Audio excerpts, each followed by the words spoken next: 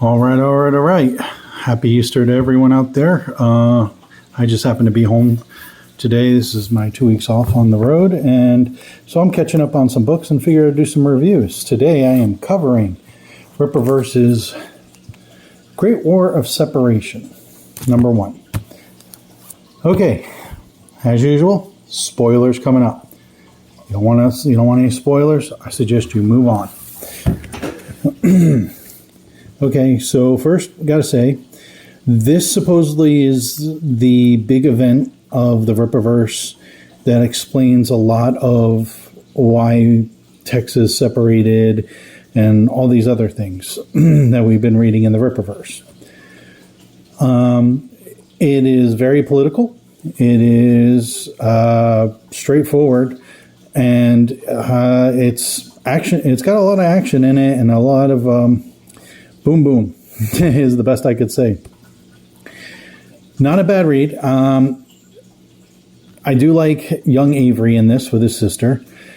Seeing Avery's father, he's really kind of he's really a cool character in this so far. Just the fact that he's like pretty masculine, and always good to see those kinds of characters. You get to see Solari before he was an accept, and it's only briefly toward the end. You don't get to see many other characters other than that. You get introduced to, I guess, who eventually becomes the president of Texas. He acts a lot like Donald Trump in that. Whether you love him or hate him, he acts a lot like him, like a more charismatic version of him that is not so vulgar. I like the characters. I like the artwork. Chuck Dixon once again hits it out of the park. He laying the groundwork for the origin of this part of the Rippaverse. So not really much I can say about that. I mean, it's pretty basic story. It's just first issue of, the cartels are trying to invade the lower part of Texas to try to get in there to sell whatever they're going to sell, and they attack the army, who is trying to cut them off from coming in, and then that leads to this huge battle. And I will say this: it's fun seeing the airmen actually do something for a change. Anyone who's ever been in the service gets that one. It's probably the most that they've ever done.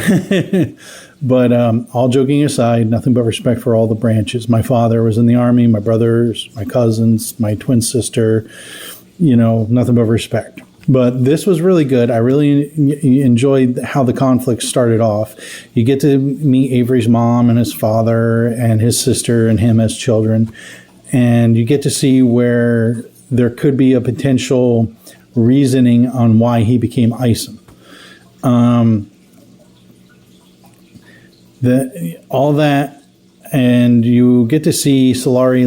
Basically, he just gives up. He has an opportunity to advance his career and become one of the youngest 3-star generals in history. And to do that, he had to basically help invade Texas. And he's like, nope, not doing it. Then you learn that he was from Texas. So, gotta say, the buildup is really good. I'm really interested to see where issue number 2 is. I already ordered it, so hopefully, won't wait too much longer for the fulfillment to begin on that. Looking forward to reading that one, and I can say I would give this a solid 3.5 out of 5, only because it's a buildup issue. I wasn't, I wanted a little more than what I got, but what I got was good. I think it was just, the wait for between books is a little nerve-wracking, but they're a young publishing company. They're still finding their legs there. They're starting to push out more and more every year, which is awesome. So yeah, that's where I'm at on the Great War of Separation by Rippaverse Comics. Anxious to read number 2. Highly recommend it. Go out and get you a copy if you haven't ordered it. I don't know if anybody else has, local comic shops that are selling this. I know mine does. Unfortunately, by the time they put them on the shelves, they get kind of banged up, and I really don't like that.